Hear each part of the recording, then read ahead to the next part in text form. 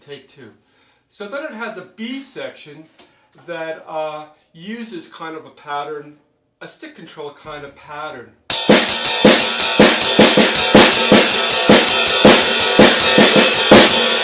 Where you're using this back and forth, right? Left, right, left.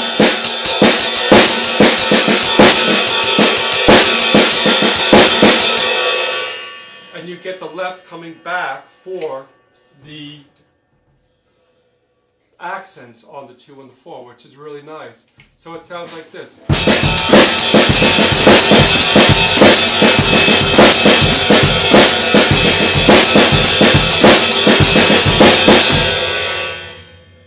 So then during the solo section you have this sort of a clave figure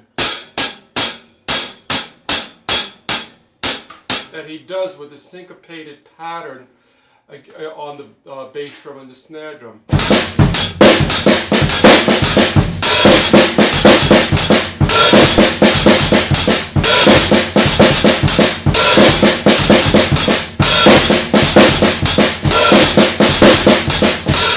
Then he moves that.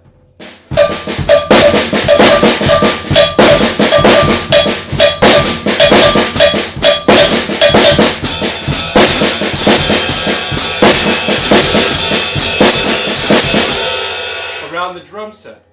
So doing these grooves the way he outlines them is really interesting because they are challenging, and most of his grooves are challenging. They're very challenging. So working the way he intends will really bring a lot of influence into your playing to help rethink really a good sense of ambidexterity and how that could work its way around the drum set doing very, very unusual things. A lot of it does come out of stick control. You can take stick control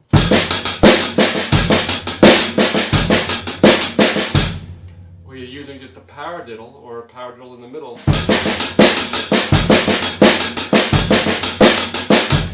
where you're working the bass drum against those patterns.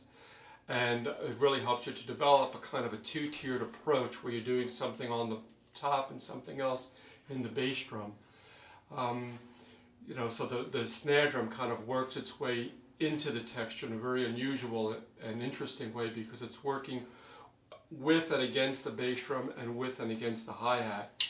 And so his style is very unusual and very unique in that regard. He is one of the Oakland drummers like Mike Clark and Ray Torres. A couple of guys came out of Oakland in the late 60s and really were influenced by the James Brown drummers, Jowell Starks, Clyde Stubblefield, Andy Newmark with Sly and the Family Stone, and they created this new style, kind of a funky, jazzy, with an Afro-Cuban influence that's really some of the most exciting drumming styles that you could develop. So take some time, work on it. I mean, this is not the type of stuff that really will happen in a week or two, or a month or two, or a year or two. It takes a long time to develop this type of a syncopated style, but it's well worth it. It gives you something to work towards. So you give it a go and try some things and have a good day now.